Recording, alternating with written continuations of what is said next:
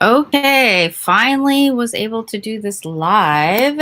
Let's see if I can adjust this here. Okay, so I did not even realize.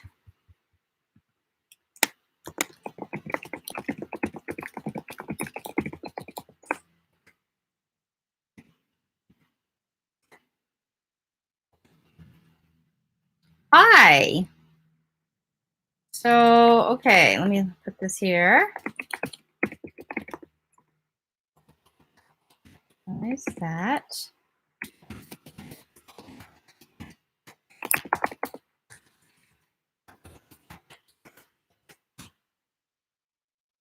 Okay, so hi there. I did not even realize.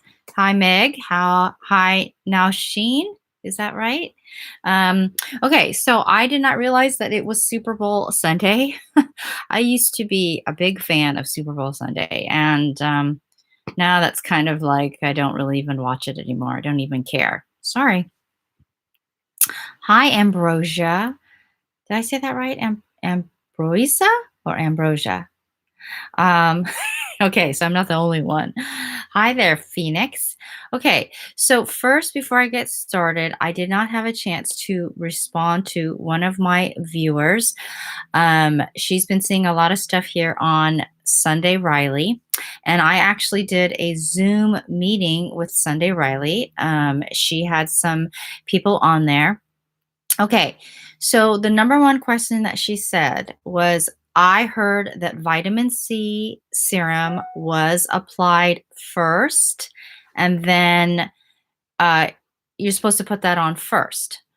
And that is true. However, here is the one caveat. So when she pointed out the serum that she was thinking of using, so this is the one that she was using. And I'm not, well, I don't think she's, yeah, exactly, now, Sheen. That's right. Okay. Um, so this is what she was using. And if you're watching, please let me know because it was on Instagram that so she found me on Instagram. But anyway, so this is what she was using. This is the Sunday Riley 15% vitamin C that she was using. Okay. Okay. Look at this texture of this. So I want you all to see this. See how it's a cream here and it's vitamin C? Okay, so when it is a lipid-based serum, you do not put this first on your skin unless you're not putting anything else. So if you're doing hyaluronic acid or a water-based serum, you always layer that first on the skin and then any lipid. Now, this is my tip though, is if you decide to use a cream-based vitamin C serum like this one, and you also use a water-based serum to get the most absorption of vitamin C, then my recommendation is that you don't, on the days that you're using the vitamin C lipid-based serum, that you don't use your water-based serum. So in her case, she was also using hyaluronic acid serum, which was a water-based serum. You can put the hyaluronic acid on there and then put this on top. However, you're going to risk the dilution. You're going to dilute the vitamin C on there. So my recommendation is that if you're using a hyaluronic acid serum and you're using a cream, it doesn't have to be this, but if you're using the cream-based serum of this, then my recommendation is that you don't, on the days that you use this, you don't use the hyaluronic acid before this. If your vitamin C is liquid, okay, so it's more fluid, like SkinCeuticals or a lot of the other ones out there, then you need to put that on directly on the skin. Those of you who are, oh, here's the other one. If you are using a hydroquinone, that is like comes in a tube, it's a cream, okay? You're also using hyaluronic acid. they always recommend, if you look at a lot of the directions for hydroquinone, especially for prescription level, I'm not talking about over the counter, but prescription level, you need to put that directly on your skin. And a lot of people have been DMing me saying that they're starting to get probably like 7 to 10 days after application of hydroquinone and vitamin C. And when I say vitamin C, I'm talking about the L-ascorbic acid. They're getting a rash. Do not use the vitamin C at the same time as the hydroquinone. Sunday Riley does not use L-ascorbic acid. I think they're using the tetrahexyl, um, the diesel ascorbate, which is a more gentle form of vitamin C.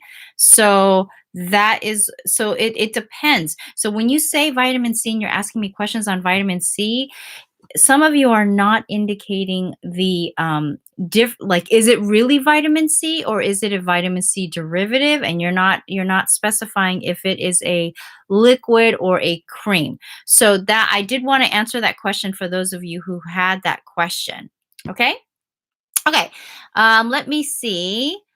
Oh, you had the same question. Okay. Why do they call it a serum? I know that. Yes. So it's all in marketing because everyone knows that serums, or I shouldn't say everyone, but a lot of people who are into skincare, they understand serums, right? Because serums and eye products have the most bioactive ingredients, generally speaking. So when you hear serum, everybody already knows, okay, this is more potent than a cream. And when you're expecting a serum, yes, most of the time it is more fluid. The other thing that's really confusing for a lot of people is exfoliants, right? So now more and more people are more companies are using leave-on exfoliants, with which generally I don't tend to like leave-on exfoliants, especially if they're using other active ingredients like retin-A or retinol, or because that in and of itself is an exfoliant. So when you're using a glycolic acid, glycolic acid is the smallest molecule of all the different acids, so it penetrates the skin deeper and quicker.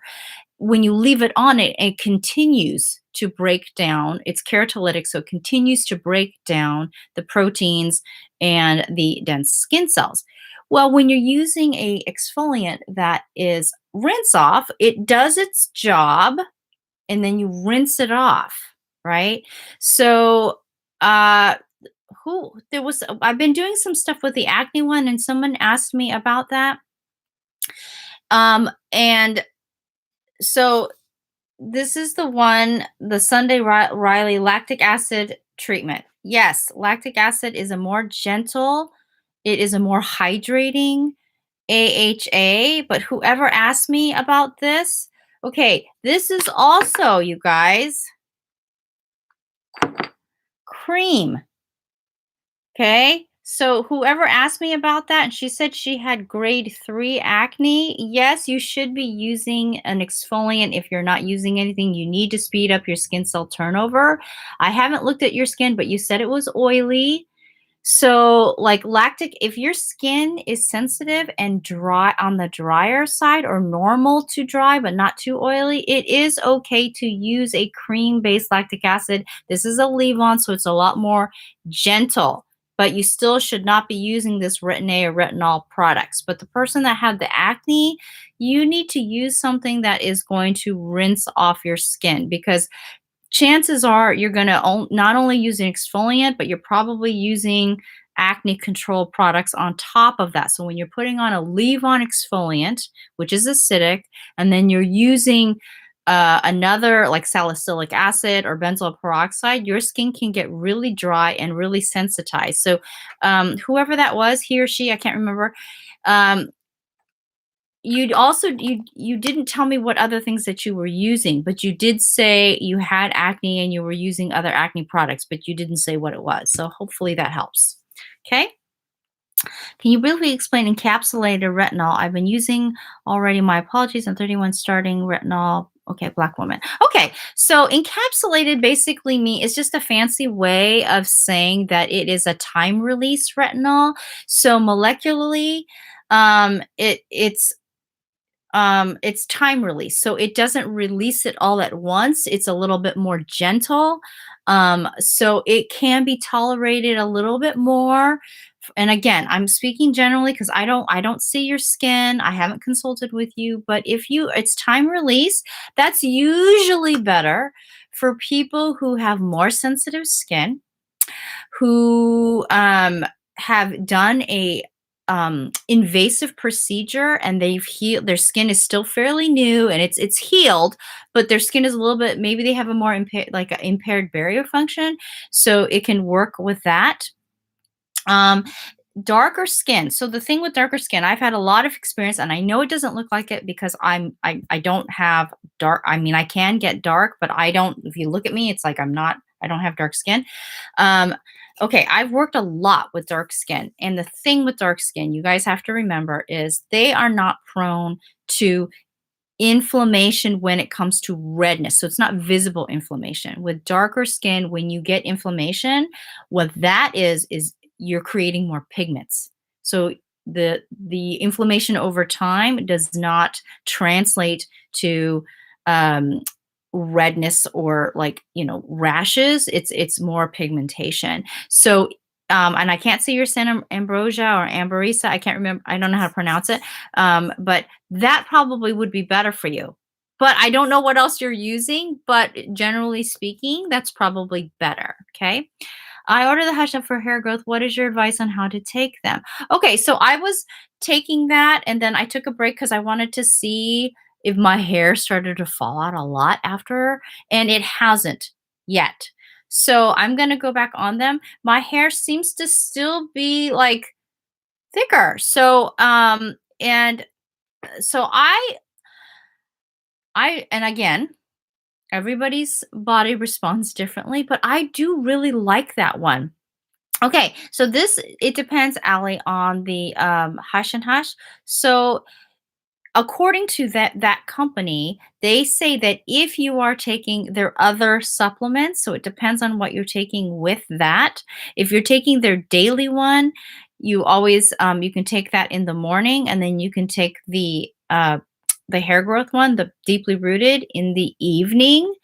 Um, but it depends. If that is the only thing that you're taking, then you can take that in the morning. I mean, it doesn't matter. The only supplement that they have in that line where they recommend taking it in the evening, obviously, is the one that helps you sleep.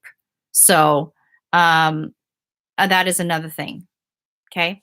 I also don't recommend because the majority of their, like, their vitamin C and then the zinc, and then they have that proprietary blend of things that helps the hair grow faster, is you may want to stay away from foods that decrease absorption of the vitamin C and the zinc. Okay. Okay, let's see. Do you have a guide on products to use in order? For example, night routine. Okay, so there is a general rule for that, and it's usually thinnest to thickest. However, this is what I'm learning. I did a video on that, and I got so many responses. This is what I learned. So many of you guys are using different products and for different things. So the product protocol for acne control, anti-aging, and hyperpigmentation is going to vary a lot, but I'm talking generally speaking. So that's why I brought out the Sunday Riley one, because that's the one that I'm actually testing right now. And then that one person, they're having a special with this one, and so they kept asking me questions. The other one with this one, the autocorrect brightening and depuffing eye contour. Okay, so this has the caffeine in it, okay, and lutein. And somebody asked me, um will this um I'm sorry, I don't mean to laugh, but will this, like, keep them up at night? I don't think so. The minuscule amount that you would have to use, and basically the reason why the caffeine is there is basically it is to, um, if you have the blood pooling here, it's basically to stimulate its circulation, to open up the capillaries and get that blood flowing there. So I don't think you have any concerns about the caffeine from the autocorrect. for sleeping. Okay. Okay. So that's what's that. I need to write down, but it's like, sometimes you're trying to answer the questions as fast as possible. And this last time, what I did is I said, I'm having a live Q&A. You can put the question there. So I did want to do that, but later I might have to start writing down who is asking me these questions. Okay. What products help for acne that hasn't gone away but isn't inflammatory? I got prescribed Retin-A. I also have started to see wrinkles on forehead and also suffer from maskne. Okay. So if it's like flesh colored bumps that you're getting on your forehead because you're saying it's not inflammatory. If it's flesh colored bumps, okay, that is not a bacterial thing. It's a desquamation issue. You have to increase your skin cell turnover rate. And the best way that you can do that is by using AHAs. You didn't Oh, you're using Retin-A? Oh, okay. Wait. If you're using Retin-A, that helps with that. It increases skin cell turnover rate. You start to see wrinkles on forehead and also suffer from maskne. Um, okay, so if you're also using this for anti-aging and you're seeing like your skin starting to kind of look crinkly, uh you need more hydration on your skin, but because anytime you're over exfoliating your skin, you can get TUL, which is transepidermal water loss. Um, are you saying that you started to see wrinkles on your forehead? That's why you're using the Retin-A, or are you saying that you've noticed some more wrinkles because of the Retin-A? So can you clarify that for me? Serums applied in AM or PM. So that again, that depends on what type of serum you're talking about. If you're using a retinol serum, then you're probably going to use that in the evening. If you're using a vitamin C serum, you can use that both evening and night. For my clients, what I do is now I'm starting to incorporate for them astaxanthin serum because that actually, unlike vitamin C, it actually um, increases the potency rate when exposed to blue light and red light, where vitamin C, that actually breaks down when exposed. It oxidizes very quickly when it's exposed to light. So what I have them do is if they already still have their vitamin C and they don't want to waste it, obviously, I have them use astaxanthin during the day, especially if they're in front of a computer, because that's blue light. And then I have them use the vitamin C in the evening. So it depends on what you're using as far as serums go. And if your serum has an exfoliant like the Good Genes right here, or one that has Retin-A or glycolic acid, you're going to use those. Typically, it is recommended to use that during the evening. What's the best moisturizer for moisture barrier? Something I can use daily to avoid dryness due to many actives. Okay, Amy, what's the best moisturizer for moisturizer barrier? Okay, so that depends. Are you actually dry or actually dehydrated? Because if you use a moisturizer and you're actually dehydrated, you will notice that you'll keep applying the moisturizer and your skin will still be dry. So that's a key thing to know. If you are using a moisturizer, like let's say for like ceramides, and your skin is not lacking oil, you'll start to get these little bumps all over the place. That's because you don't need ceramides, you need water. Okay. Let's see. Let me see.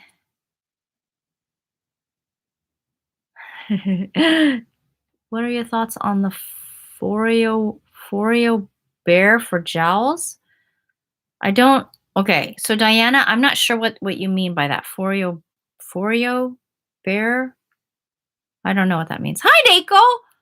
Hi, Deiko. Are you watching from Japan? Konnichiwa. Let's see. I'm worried as someone with skin of color, because of the high percentage as that. Have you seen negative? Nope. Nope, nope, nope. I actually recommend that for a lot of my clients who have dark skin and have really bad hyperpigmentation, but it's how you use it. You need to be careful how you use it because, yes, you're right. There is a high amount of glycolic acids in there. So I always tell them to use it as a general rule. I always tell them to use this, and it's not meant to be used with retinols or Retin-A. You need to use it in the evening. You need to start off slowly. Just because you have a high tolerance and you don't have sensitive skin, if you're trying to address hyperpigmentation, well, then you need to start off slowly. So my general rule with this is that you use this. If you've never had any experience using the acids, then you can dilute it by using certain cleansers, and it's not all cleansers, because if you use it with most cleansers that are generally alkaline, you're going to neutralize the acidity in that product. So you can mix 1/8 of a teaspoon into your second cleanse, if you're using a good cleanser with that. And then if not, and then you work up to using it by itself as a scrub 2 times a week, then the following week 3 times a week.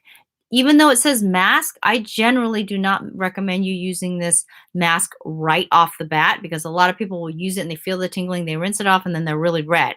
So I generally have them build up to the amount so they can tolerate it, and eventually using it both as a as a scrub and a mask eventually up to that point, and then I have them mix in certain enhancers in that mask. But again, so that's generally what I would do. It's excellent for that. Let's see. Thoughts, experiences with DMAE. You know, it's kind of, it depends. I personally haven't seen that much of a difference. So, and if you're like, you have to tell me what particular product. But I haven't really seen that big of a difference. It's not to say that it doesn't work. But uh it's I don't know. It just really depends. My personal is, I haven't really seen that much of a difference to promote it. So, anyway, let's see. What can I use for dry, sensitive, acne-prone skin? Oh, Foreo Bear is a microcurrent. I haven't tried it, so I don't know. There's one that I'm actually trying now. It's the QT one, and the reason why I like it so much is their Pro works really well. So I'm testing it out actually right now. Vitamin C. Okay, so if you have dry, sensitive, acne-prone skin, the key operative word I'm working on, and again, Diana, it's because I haven't seen your skin, is L-ascorbic acid tends to be more reactive over time with sensitive skin. It's not to say sensitive skin types can't use it, but I would more likely use, Diana, a vitamin C derivative. And if you have dry, sensitive, acne prone, okay, what I would want to ask more questions about that, because dry and acne prone, I don't know if you are dehydrated or if you are lipid poor, and you could be lipid poor because you're using so many acne control ingredients, because acne control ingredients that's what they're trying to do, because the acne causing bacteria feeds off the oil. So that's what I want to do. But generally speaking, for vitamin C, I would probably go just with what you're telling me, because I don't know what else you're using.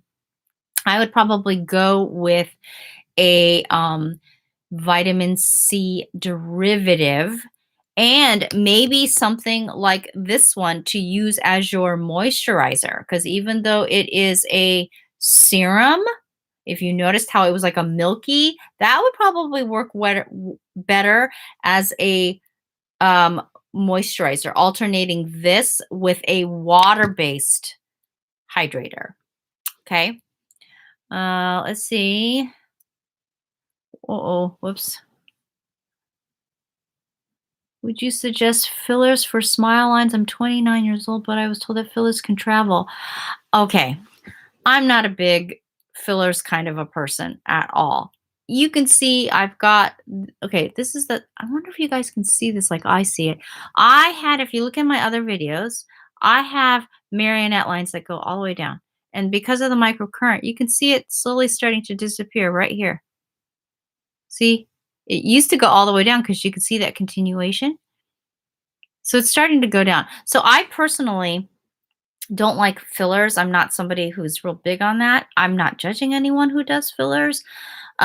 Because when you really study about microcurrent, what microcurrent does is, so you've got all these, like, facial muscles, right? And unlike the muscles that are attached to bone on your body, the facial muscles that you have is attached to bone, right? It's not attached to any ligaments or anything like that. So if you use microcurrent, it's kind of like working out the muscles, and the muscles are attached to, they're thinner, right? They don't have a lot of mass, and they're attached to your bone and your skin. So when you use the microcurrents, what it does is it's working it out, and because it's attached to the skin, it actually naturally starts to pull it up. If that does that make any sense? Because it's like becoming firmer. So that's why I like it. I've actually, if you look at my other videos on that, with the it's under Botox alternatives, and I have two of them. You'll see I have 3 or 4 different clients that I use it on. One, she's in her mid-20s, and I used it for the dark circles in there to increase the ATP, which is the energy um, potential in the cells, and it increases the circulation of it. So she uses it for that. The other one, she is in her 40s, and it was for hyperpigmentation and saggy skin and fine lines and wrinkles. And then I use it on another client, and she's in her late 50s. She's in her late 50s, and it was for fine lines and wrinkles. And so you can see I used all 3 of it. And so I over across the board with my clients, including on myself, I prefer that method. Um, I've seen some work where the fillers look okay. They're like natural, but sometimes they have a certain look that looks just weird. So, and you're only 29. So there's not a lot of long enough long-term clinical studies about fillers. So, I personally, and you're only 29 years old. So my thing is, and this is the one thing with the microcurrent. What I've learned with microcurrent with younger people, because you just have your skin cell turnover rate is a lot faster. It not only you can see results faster versus someone who's older, and it lasts longer for you lucky people, younger people that can use it. So I'm a big proponent of that. So is it as easy as going to the doctor and then just shooting stuff up? No, because it's going to have to take some time. And this is why I think the 7E wellness, that was their response to the QT, is because people want something easier to do, and to work on their skin. Okay. So I don't recommend it. This is probably something that you don't want to hear, but um, I had this one client that she came in for facials, but she also did a lot of fillers. And she came to me for probably like 7 years before she moved. And she did it for her lips, and she did it for her, like, around here. And she, over time, she even said, "Do you think I'm starting to look a little strange? Like it doesn't look like real?" And I said, "A little bit." So totally personal, up to you on what you want to do. So that's just my personal thing. Okay. Little Miss Perfect. That's her handle, is Little Miss Perfect. And I don't know, it's okay to have imperfections. Like, I'm very comfortable with my imperfections, and I am not going to hide my imperfections. I mean, it's just what it is. Let's see here. Oh, how often should I use? Man, PC 2% BHA liquid exfoliant, the Inky List retinol and ordinary niacinamide. I also use salicylic cleanser from the Inky List. Thank you very much. Okay. Is it Maja or Maha? I'm not really sure. So thank you for coming and watching. How often should you use that? Well, my first question to you is, what are you using it for? Is it for oil control? Is it for breakouts? Because it's a beta hydroxy acid. It's oil soluble. So are you using it just to exfoliate your skin? Is it to control acne? Um, so that's my first question. And if you notice, when people ask questions, I follow up with more questions because I have to know. I cannot see you guys. So when you say not to use with retinol, do you mean not on the same day or stop retinol? Well, part of their thing is contraindications for that because it really speeds up skin cell turnover rate. And also, like, it depends on where you live. I notice that people who live in really dry climates, they see the crinkling really quick, and that's why they discontinue the retinol or the peels or whatever it is. So I would probably, if you're using retinol on a daily basis, if it's a retinol cream, then you should use the ageless only, not as a mask, only as a scrub, maybe once a week. You need to decrease that, the way that you're using it. Okay. I'm 20 years old and I have sensitive dry skin with blackheads. I use 2 water-based serums, hyaluronic and vitamin C. Is this too much? I haven't understood what to use first. Sensitive skin with blackheads. I use 2 water-based serums, hyaluronic and vitamin C. Okay. So, given that you are not sensitive, oh gosh. First of all, if you have blackheads, it is best to exfoliate on your skin. But if you're going to use the water-based, if it's 2 separate products, hyaluronic acid serum and vitamin C serum, remember what I was saying. If it's use the vitamin C first and then use the hyaluronic acid on a different day, or if it's just plain hyaluronic acid serum, you could actually add a drop or 2 into your moisturizer or into your sunscreen and then mix it in and then use it. But don't put the hyaluronic acid first and then the vitamin C because you're going to dilute the vitamin C. That vitamin C needs to get onto the skin to even see even results on that. Okay. So hopefully I answered it uh, clearly. Okay. Let's see. I have sagging skin near the sides of my mouth area. I'm 43. How long does it take to notice results with a microcurrent? That depends, first of all, several things. How high the amps are that you're using it. Okay. How many times that you use it during the week. So it just depends. If you've never done microcurrent and you are not familiar with it, I always say they start lower and just do it. It's kind of like working out. If you go to a trainer and you haven't been into a gym or worked out in a long time, that trainer is not going to put you in high weights, right? You're going to be dying. So they usually do lower weights and more reps. So the same thing with this, you just do lower amps and more times during the week. Maybe start off doing just maybe 5 minutes. It just depends on your schedule. Twice a week. If you can do more times a week, but only do 5 minutes, that is better also. Okay. So look at microcurrent as if going to the gym. I mean, you're not going to go, okay, I got wrinkles. I got to get rid of them. So I'm going to, do the highest amount of amps. No, don't do that. Do lower amps, shorter time, and more reps, so to speak. So more times during the week. Okay. Okay. Let me see. Check if my routine is fine. I have acne scars, combination type, so I bought Inky List Salicylic Cleanser, Niacinamide PM, and Rose Hip Oil, and will use the vitamin C. Okay, so if you are trying to address, so you didn't really say what you're trying to address. If it's acne scars, the vitamin C is good. Salicylic acid is good, but you're not using anything that's actually going, and the vitamin C is good too. But I would replace the rose hip oil and use more lightening and brightening agents. That's what I would do. Given that you don't have sensitive skin. Okay, let's see. Boy. You're welcome, Little Miss Perfect.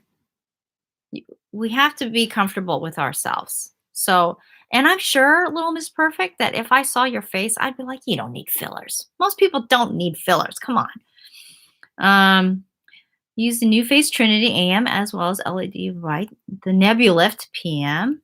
Good. Should I be waiting a certain time in between using the devices? Should I use the Nebulift before or after the LED?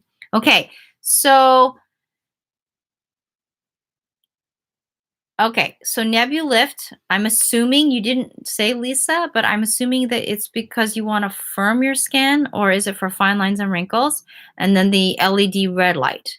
They all can do everything, but are you okay?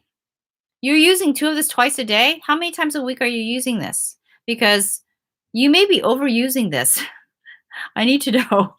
And then are you using anything on top? Are you doing like retinol or any type of acids? Because you're not supposed to do that with these. Okay. Okay. I have eczema and dull, dry, grayish skin. What active would you recommend for face? I use prescription propylene glycol heavy moisturizer, or PRESC. What is that? Propylene glycol. Propylene glycol is an ingredient. It's a humectant. It's an emulsifier. So can you tell? I don't think that's the name of the moisturizer. What should I use to brighten eczema sensitive skin? Eczema sensitive skin. Can you tell me if you have dark skin or not? And where your eczema is. Like, is it on your cheeks? Is it on your forehead? Is it on your neck? Because that grayish skin, dry told grayish skin. Okay. Grayish skin, and again, I don't know. You may think you have grayish skin, but if you actually have grayish skin, there's several reasons for that. Gray, like a gray undertone usually means that you could be on prescription medication, because some prescription medications make you gray. Another one is if you're very sickly or you're malnourished, you're not getting enough nutrients. That could be another one. It could be an underlying condition of graying skin. So if you're just saying that you have grayish skin because you just have like dry skin, it could be just an exfoliant issue. I would need to know like what your skin actually looks like. What's your skin tone? Is it dark? Is it, because if you have dark skin and you're not exfoliating enough and you look kind of ashy, is maybe you mean ashy. It's just an exfoliating issue. But if you are actually gray undertones, usually that's an underlying condition. Let's see. What is your favorite products, tools, procedures, or advice for crepey skin, laxity in the neck? Okay, Miss Heather. Thank you for watching. The fastest thing, and this is my experience, okay? This is just my experience, because the reason why you don't see on my channel a lot of tools is because a lot of the ones that these Amazon sellers send to me, I don't have the most positive results. Not only that, they're cheap. Some of them, not all, okay? All these Amazon sellers coming after me, is they're cheaply made and they're not FDA cleared. So I don't do a lot of those. If you're saying, how come you don't do so many product reviews? It's because a lot of I don't want to be doing all these negative reviews. Now if you DM me and you specifically ask me, I can tell you I've never had experience with this, or I didn't have a great experience with it. It broke, things like that. So my experience with saggy skin, if you are not prone to hyperpigmentation, that Nebulift works. It works really well. The red LED light, the ones that I have tried, doesn't mean it doesn't work. For like crepey skin, it takes longer and the results are not as fast. Now, the red light with the mask that you put on? The ones that you've seen where it's like a face mask, but it does red light? I don't really prefer that. And the reason why is because you cannot control the amount that you can use and for how long on certain areas. For example, your cheek areas have more flesh for most people. than the forehead, right? So you can't control how long, how much you use on that. It's like all over face things. So I personally don't prefer that for most people. Like let's say you have wrinkles on your forehead, right? But you have rosacea on your cheeks.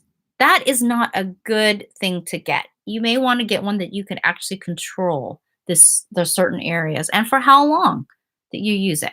Okay. So I would probably do the Nebulift. Now, if you have dark skin, microcurrent is the way to go because it's very little inflammation and you're not using heat. Okay. So I hope I answered that. Even though Heather, you didn't really ask specifically about like, you know, I can't really tell with your skin tone here, but that's probably what I would do. That's the best thing. That's my best experience with that. When I use my moisturizer, oops,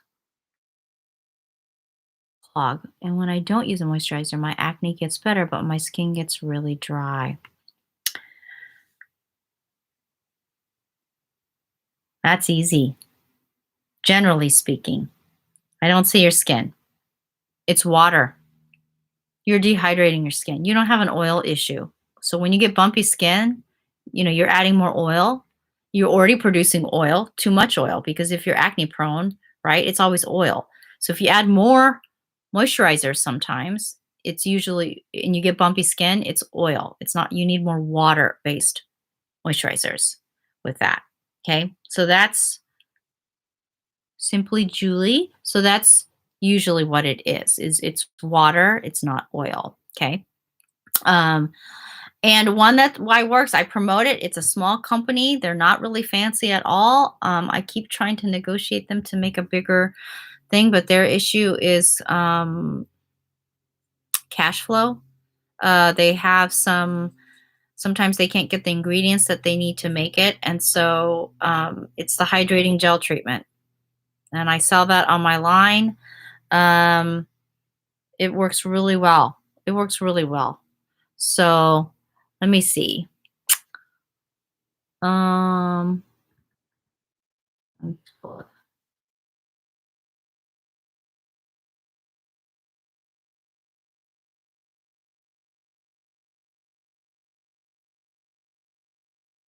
oh, shoot.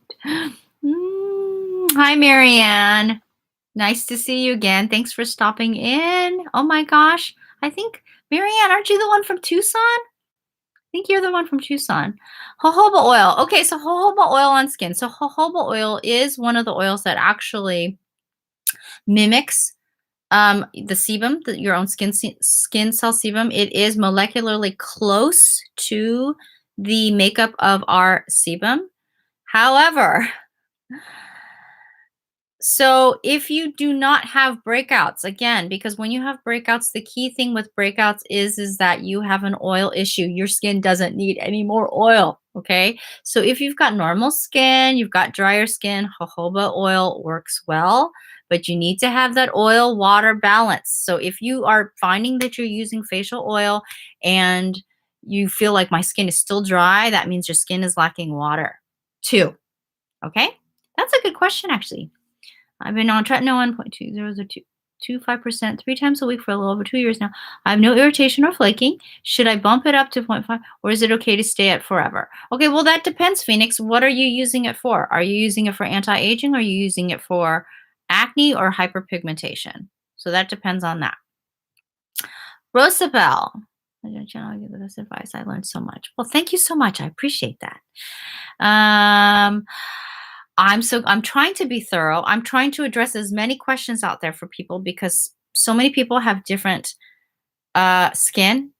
And I don't have it anymore, but I had a salon software program that at the end, when I closed my business down, I downloaded all my information. I did over 26,000 treatments. So that's how I know I did it. That's how I know I've done a lot.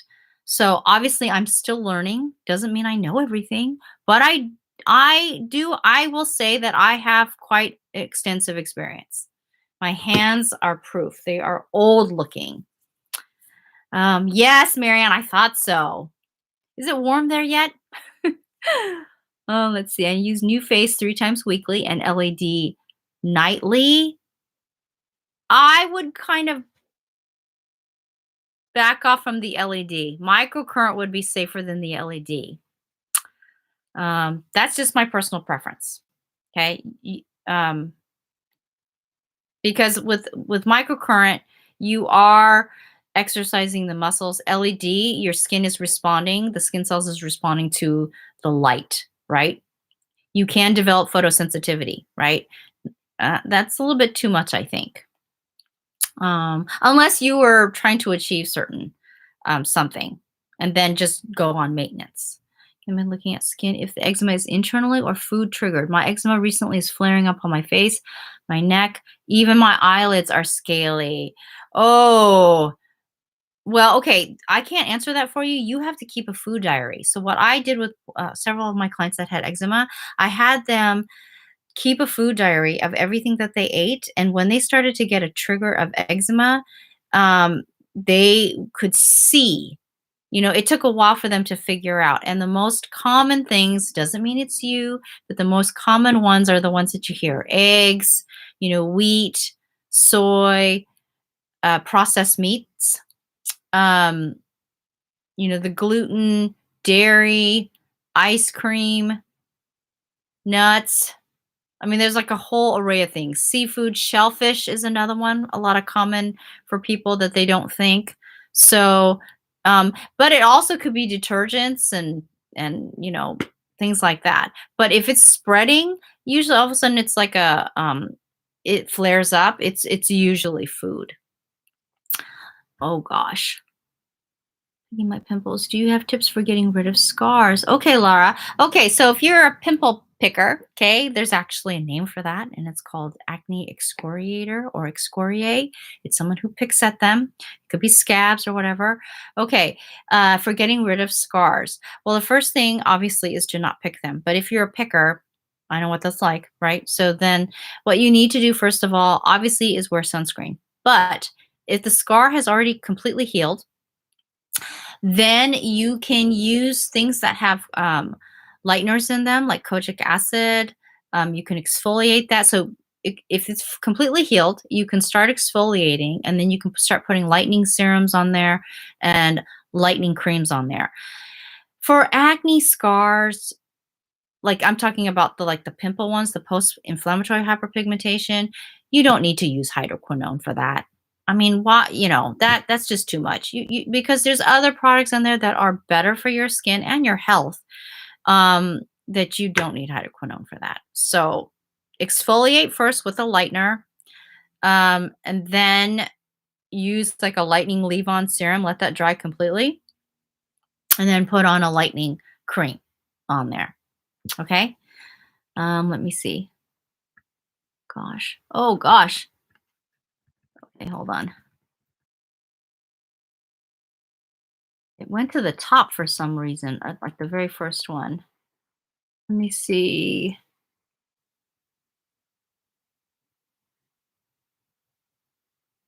What should I look for in an eye serum? Okay. So first of all, for an eye serum, if you have oily skin, first of all, stay away from eye creams, obviously. I would probably do a water-based eye serum, like a water-based one. Fine lines and dark circles, but mostly dry skin, but hydrated due to moisturizer. Turn 36 today. Well, I would probably look for ones that actually have peptides in there, because they've done enough research where peptides actually do stimulate and target the issues that most people are using an eye serum for, like, fine lines and wrinkles and dark circles. And there's one I did a video on peptides and anti-aging and explained the process of how peptides work. They're basically like little carriers, that affect the neurotransmitters to stimulate the collagen and elastin. And there's so many different products out there. I can't really tell you, but there is one that is I like that one. It was the Iceland one, the Skur or something like that, and it's a water-based one, and the reason why I like that one too is because you can also use it with microcurrent, okay? So hopefully I'll be able to put the link in this later in that one.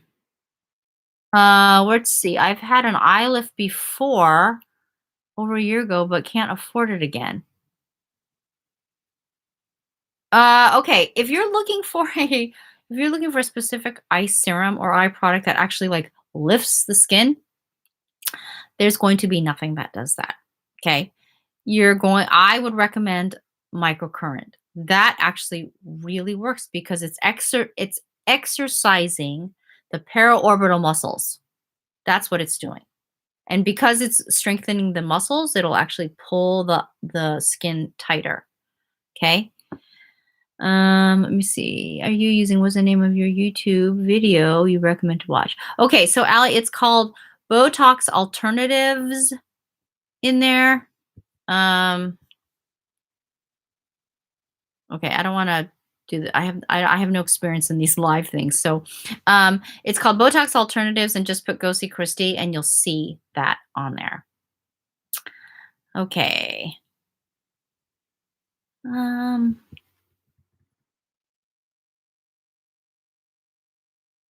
okay, let's see.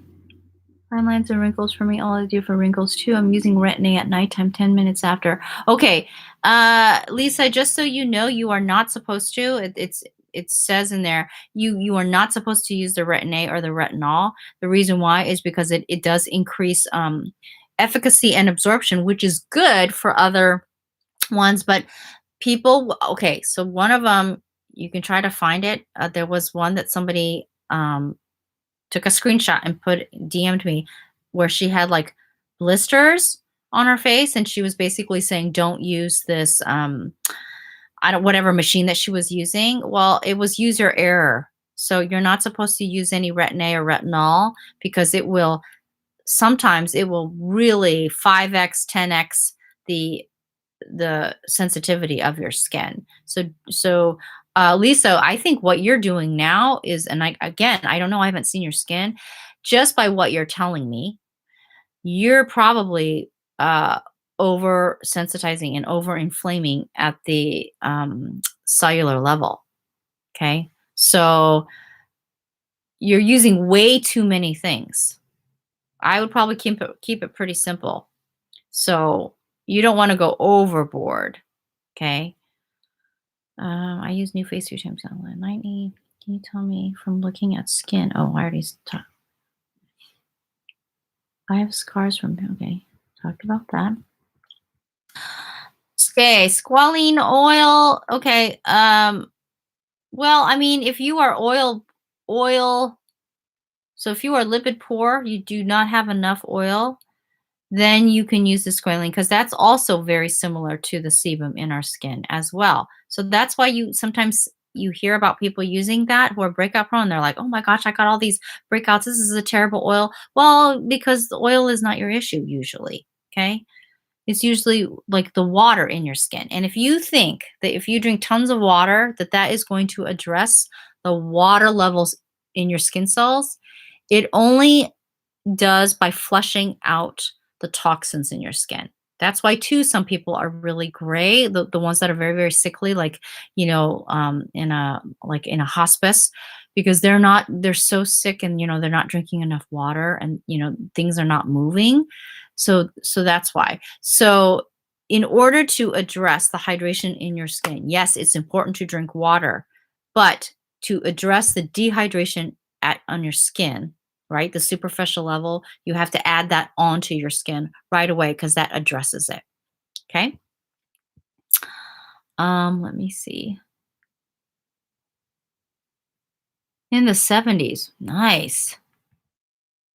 I'm 15 male, really ugly. Oh, I hate when people say that. Nobody is ugly.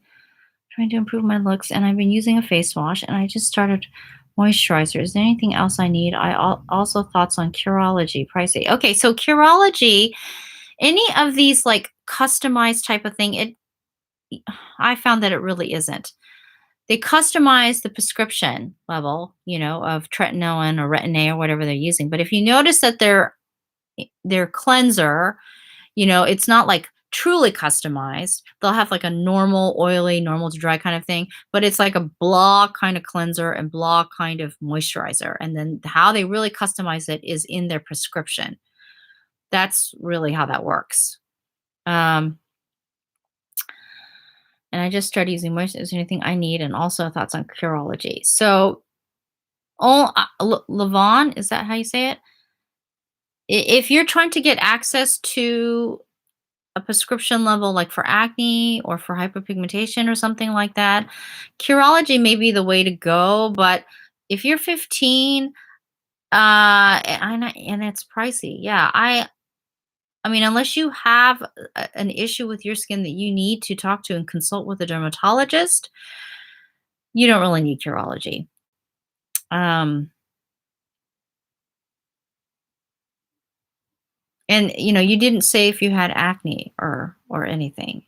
And I think part of it is just your age that you're feeling self-conscious. You're not ugly. I mean, nobody is ugly. You're not ugly. Oh my goodness. Please don't feel that way. Can diet change fix hyperpigmentation on my face and neck? I'm overweight and I've been changing my diet. Oh, good job.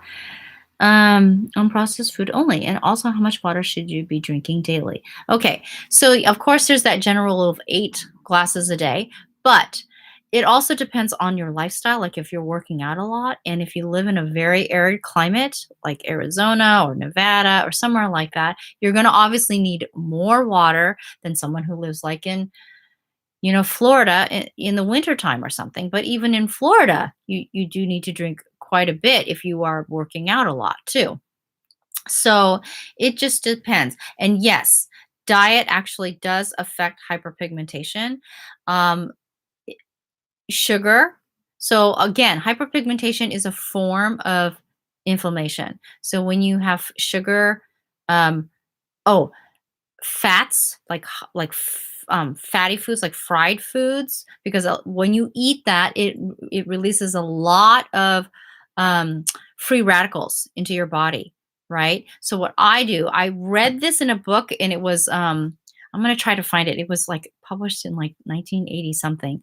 And one of the things that the doctor recommended is that if you eat foods that are high in sugar or high in fat, or that's going to release a lot of free radicals into your body, that you should take vitamin C at the same time or after the meal, because that vitamin C will neutralize a lot of the free radicals. That in turn causes breakdown of collagen and elastin, glycation in the skin, as well as increasing melanogenesis.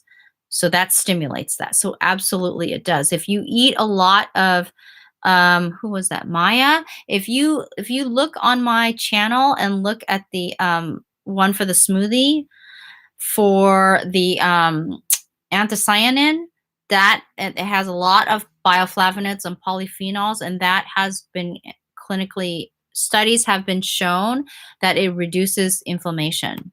So and that is the one thing that I have been doing for 15 years pretty consistently, almost, not every single day, but almost every single day for the last 15 years. I have been doing that. Okay, and that was the protein shake in that. Say for pregnancy, I'm doing IVF and in between a cycle and don't want to ruin my chances. What skincare products should I avoid? Oh boy. Okay, so IVF. Okay, so I had a lot of clients who had polycystic ovarian syndrome. So they were doing a lot of not just IVF, but what is that? Another type where they have to do the hormone thing. So when you have a lot of hormones, you are manipulating it because you have to take all these shots and things like that. It can really mess with your skin as far as acne and hyperpigmentation later. So um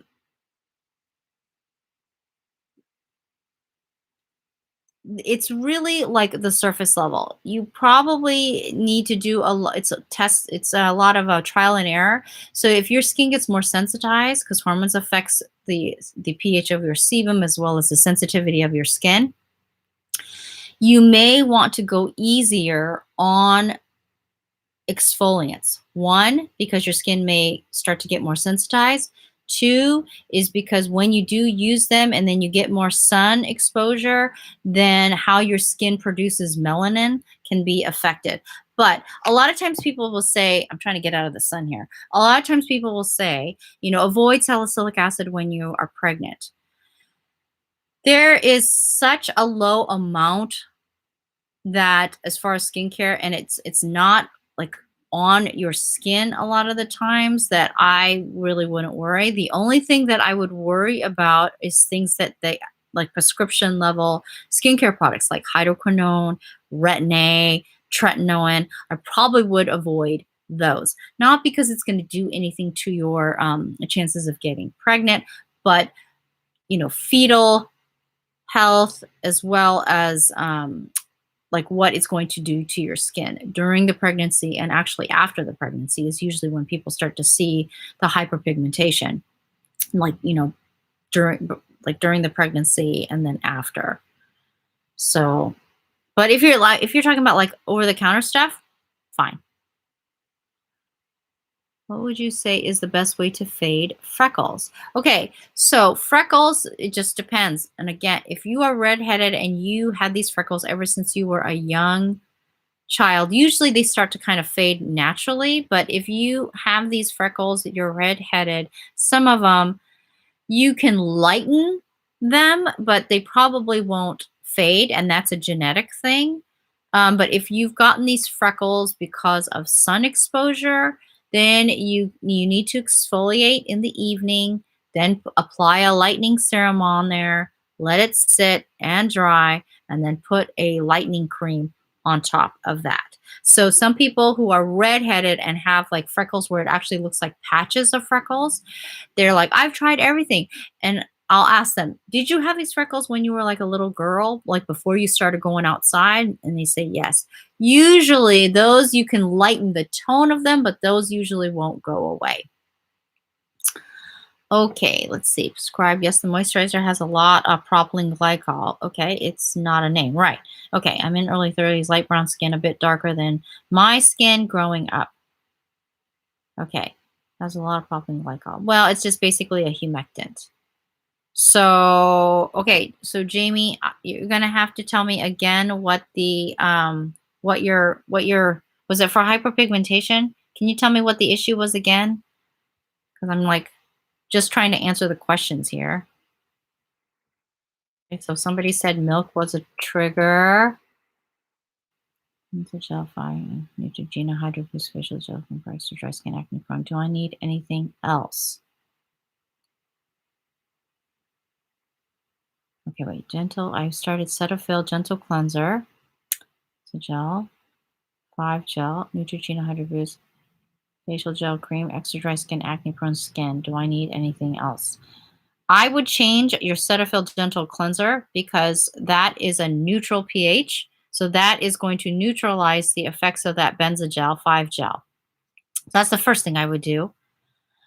I don't like the Hydro Boost facial gel because of the blue number. And again, it depends on where you're from, because I learned that the ingredients in a lot of these that sell in different countries have different ingredients. But if it has blue number 5, red number this, whatever, that tends to break out people who have more sensitive skin. I would change out your moisturizer and get a different one. You need to look at your ingredients to make sure. Um, Can taking vitamin C pills clear your skin?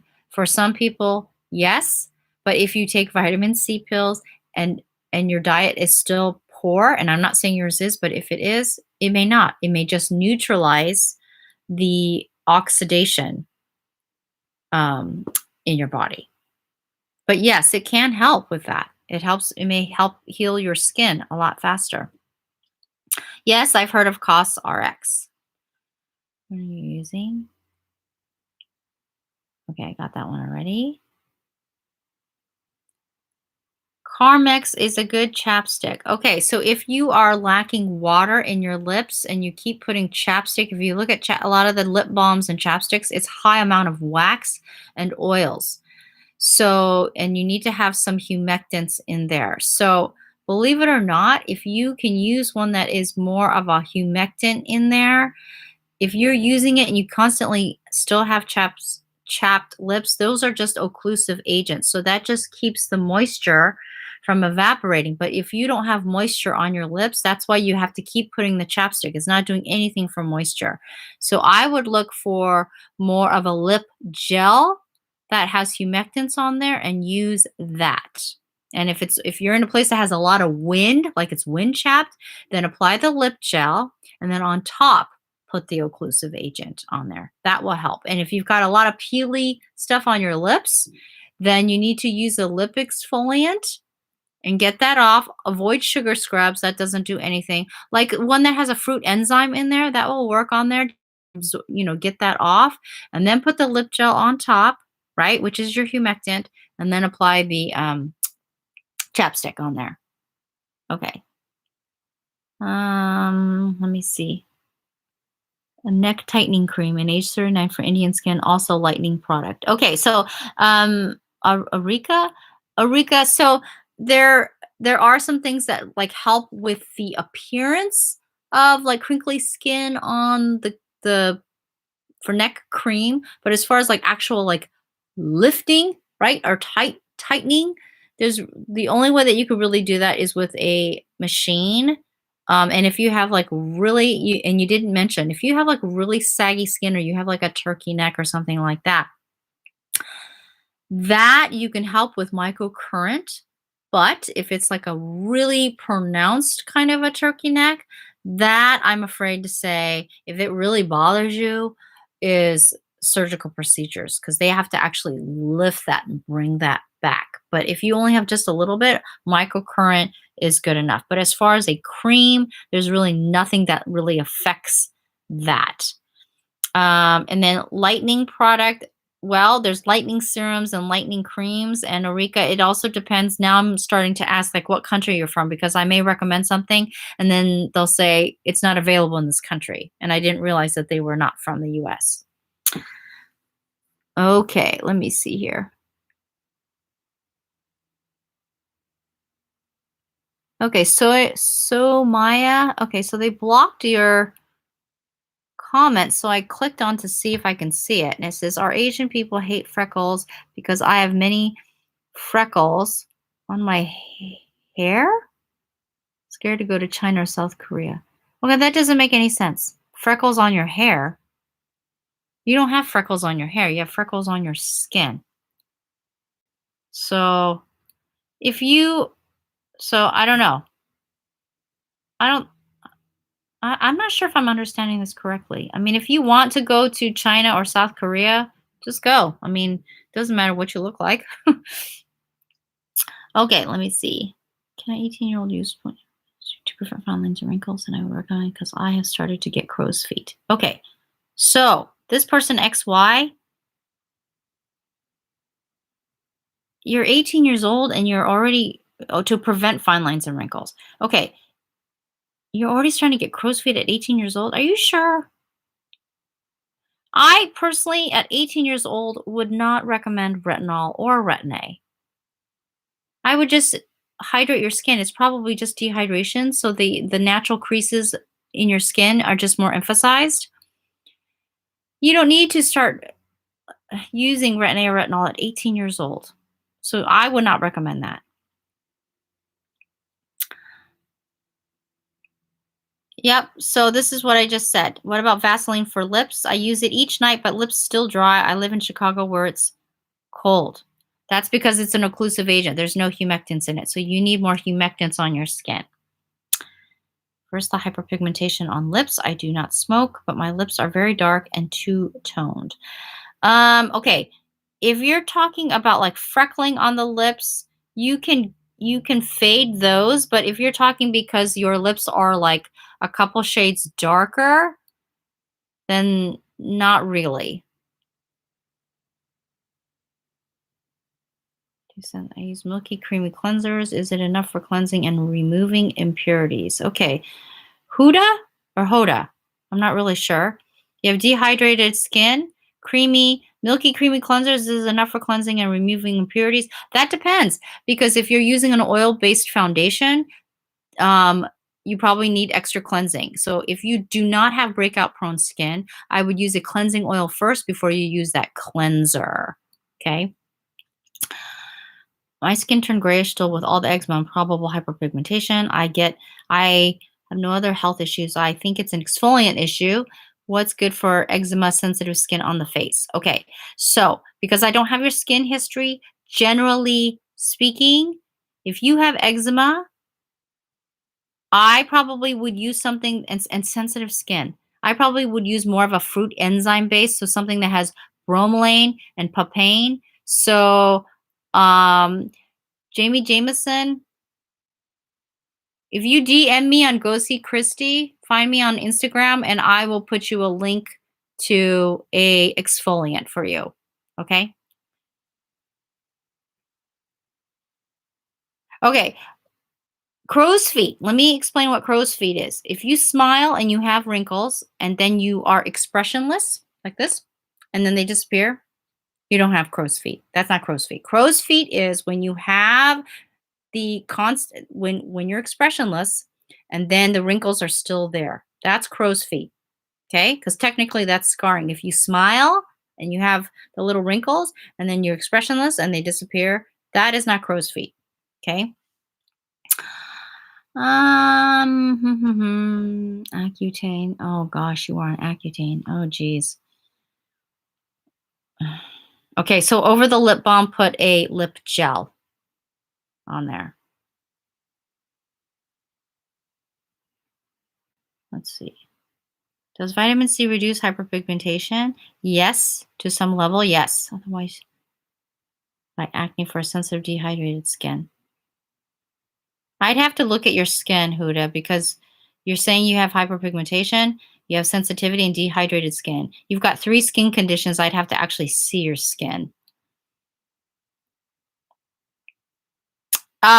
So Lisa, to answer your question about the Astaxanthin Biotoc, um, there are other products that have astaxanthin, but that is the one that I've actually seen the most results across, generally speaking.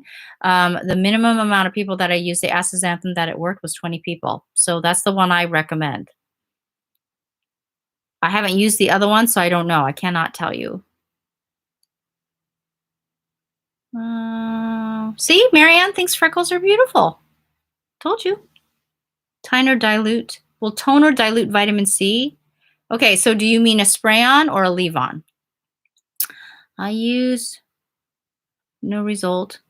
No result. I live in Ohio, but I'm diabetic and I don't want surgeries. Please recommend good product to lighten for Indian skin. Okay. No result for fine lines and wrinkles, or is it to lighten? Okay, if you're going to use anything over the counter, like at a drugstore, to lighten, especially melasma, it's not going to work. I hate to tell you that, it's not going to work.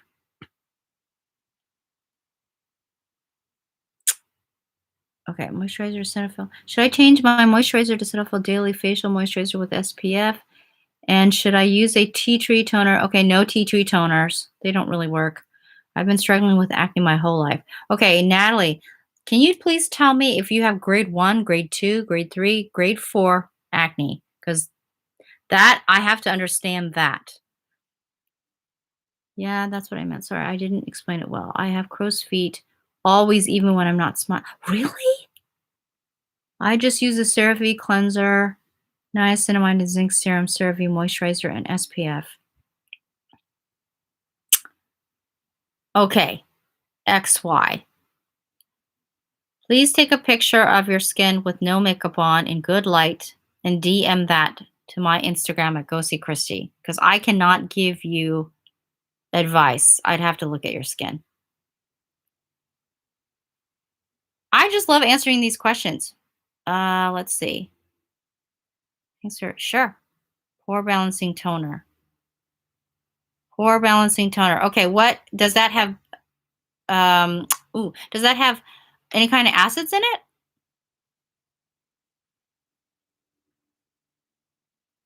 I need to know about that. And then what else that you're using with that?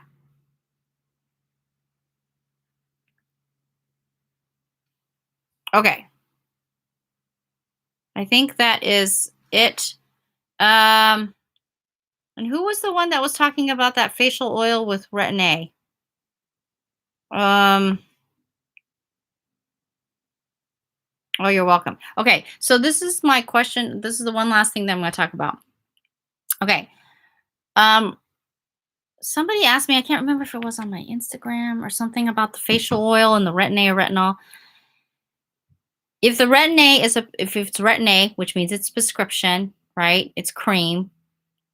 Don't use it with oil because oil and cream are both occlusive. So don't use a facial oil with retin A. I don't, I mean, uh, unless you've got like really lipid poor skin. But like for the average person, I would stick to just a moisturizer. Retin A with facial oil. So I have this one here, the Sunday Riley, again, the Luna Sleeping Night Oil, and I've used all of their stuff except for this. And the reason why is because I'm a little hesitant because for those of you who watch, you guys know my skin doesn't respond well to retin A or retinol. I get hives, so I may just avoid it and say I cannot do a review on that because I may be too scared. I'll just put it on my wrist and see what happens. Okay. Toner has niacinamide. How? Okay, what's the directions on how to use it? Do you use it with a cotton ball or do you use it with a toner? Tell me how you are using it. You have grade 2 acne. Okay, if you have grade 2, did you say that you had sensitive skin too? Like how inflamed is your skin? If you have grade 2 acne, were you the one that was using the Cetaphil? Let me see.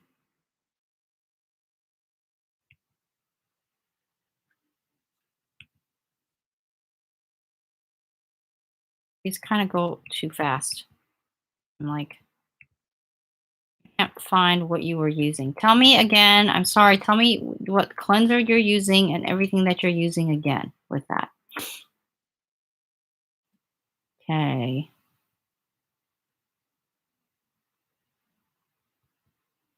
I used Retin A for 15 years and it's super exaggerated. Yeah, I guess it depends on who is using it. I am not I can't use it, so I cannot attest to all the amazing things, but I mean, but you also can have good skin without Retin A. So, toner cotton pad. And you have sensitive skin, Ambroisa? Did you have cotton? No, I would use a spray hydrating mist because you had the hyperpigmentation, right? I wouldn't use that, no. Sometimes I put it on my hands and splash over my face. No, if you have hyperpigmentation, nope, I wouldn't do that. We already talked about it. I can hear it. But do you have a recommendation for what age we should use with face serum? Depends on what the serum is. So, no, I didn't talk about what age, but it really depends on the face serum. I use Cetaphil Gentle Cleanser. And I have normal skin type. Well, if you have normal skin type, my dear Natalie, I would not use the Cetaphil Gentle Cleanser. I would use a... Are you putting the Benzogel all over your face?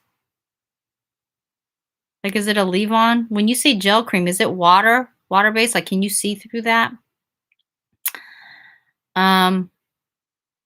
You need a balancing cleanser if you're using Benzogel. You need a gel-based foaming cleanser, like the one that I talked about in my video. That's just an example. It doesn't mean you have to use that one.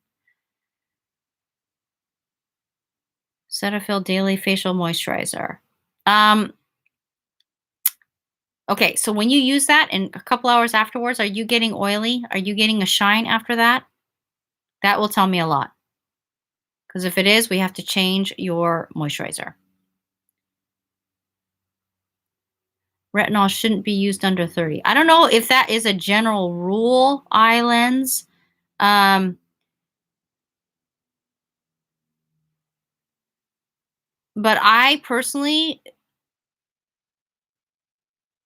I think too many people are using retinol, which is why you see so many of these people having like older skin that I did even like when I first started doing this, like over 12 years ago now.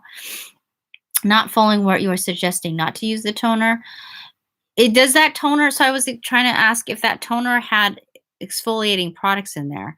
I generally don't like to have my darker skinned clients. I know you're not my client, but use a leave on exfoliating toner because that's just okay. When you're using exfoliator, the whole purpose of it is to increase your skin cell turnover rate, right?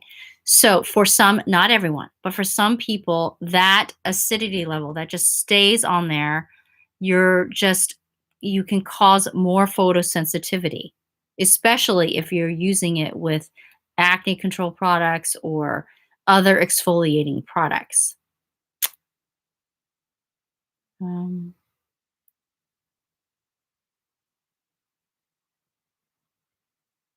Yep. So Hoda says, I've mentioned here with dehydrated skin in order to see vitamin C is not harsh because I just use AHA based peeling. That it is too aggressive for you because it's you're leaving it on, right? Is that the one that you leave on? I would recommend, and I can't see your skin. I'm not a big fan of these leave on exfoliants. I just in it not safe for pregnancy. Yeah, see? And ever since I've been using Time products, skin is for the best. Yeah, look at Marianne. You go, girl. Do you have to use cleanser to wash off gel-based sunscreen? My skin doesn't do well with daily cleanser use. Do you have to use a cleanser to wash off gel-based sunscreen? Yes, you do. I'm using the Benzogel on my breakouts. Okay. After I use the moisturizer, I don't have shiny after a couple of hours. Okay. So, but it's only SPF 15. If you're using a leave-on Benzogel, you need to use a higher SPF because even if you don't use any acne products, they still say on a daily basis you should be using an SPF 30. They said SPF 15 initially, the skin cancer research or whatever. They first came out with SPF 15. Now they've said, oops, now they've said SPF 30. So SPF 15 is too low. Oh, thank you, Ling Yan Gao. I appreciate that. Okay, does prescription strength, I think it's Retin-A, perform better than the cream? That it actually depends on the skin type. If it when you say gel, usually gel works a little bit faster. I'm not going to say better, but there is a higher penetration rate usually with a gel.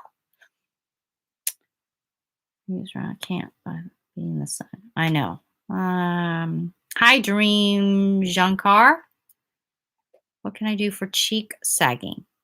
Okay, so cheek sagging is the same thing. Keith Rue, if you want to go back and look at the thing, cheek sagging usually is the muscles. You know, the gravity is constantly pulling down. So there is no product for lifting the cheek. You do have to use, I would say, a microcurrent because the microcurrent actually strengthens the muscle. And then because of the skin, it actually helps pull it up. When you say leave on exfoliants, are you talking about BHA, AHA, and toners? So if you're recommending wash off BHAs and AHAs. Yeah, typically it's toners and sometimes they're like gels. I've seen gels on there. Um, and sometimes it's just a product that you put on, like the Good Genes one, right? Or even lotions. They have lotions with exfoliants on them. But yes, a lot of them are toners. Okay. Okay, so did that help you guys as far as the applications on that? Um, recommend a cleanser. My acne prone skin. I'm new to all this. Sorry. Okay, Natalie, do me a favor. Um, because I'm afraid to switch screens because I don't know if it's gonna like block it out or what. So let's do this. Natalie, find me on Instagram. Go see Christy. DM me. Tell me that's your question, um and then I will put some recommendations on with that. So give me a little bit of background because I'm almost afraid sometimes to look at the DMs because I'm like, oh, I got to answer all of these. So let me say, hey, I was the one on YouTube, and you said to DM me, and so then I will get to you first. Okay. Okay. Well, can long-term use of melatonin cause discoloration? Melatonin at like sometimes you see the supplements to help you sleep. Is that what you mean? Um, I'm not sure if it causes discoloration, but I want to make sure that's what you mean. Whenever you're in Tucson, hook me up. We can do lunch or dinner. I have some friends that are in Tucson, so you never know. You never know. Um, okay, I could do that. Yes. Oh, okay. I would not, I don't know, I personally would not use melatonin. I would actually use, um, if you're using melatonin to help you sleep, there are other things that you can use, like, you know, chamomile, valerian root. Um, they even have supplements that have tryptophan in it, which is the natural thing that makes you sleep when you eat turkey. So I probably would use that more. That's actually a really good question. I'm going to look more into that. Saw a study about it. Ooh, you did? Okay. Can you put that in the links or DM me that at Go See Christy on the Instagram? Because I want to look at that. Oh, and just so you guys know, I because a couple people were asking me, okay, I have my notifications turned off for all my social media. Otherwise, I will get no peace. I can't get my work done. And when I do my consultations and that phone is constantly interrupting me when I'm talking to clients, I can't do that. So the best thing to do is DM me. When you put at Go See Christy on YouTube, I don't see it. I don't see those. So that is just I cannot get work done because you guys have to remember I'm not a professional social media person. I'm actually doing treatments. I'm actually consulting. So sorry that my social media is secondary. So just so if you feel like I'm ignoring you with your comments, I probably didn't see it. I do my best. I do my best. And I was also on birth control. But after my treatment was over, I stopped taking birth control. So now I'm getting acne again. I'm trying a 3-step regimen now to control it. Okay, so usually when someone's on Accutane, it if they're on a high enough dosage, which can be dangerous, they usually don't get acne again, but you're getting it again, which tells me that is definitely a hormonal thing. And was it in your family? I want to know about that. Okay. Maybe I have age spots. Okay. Let me see.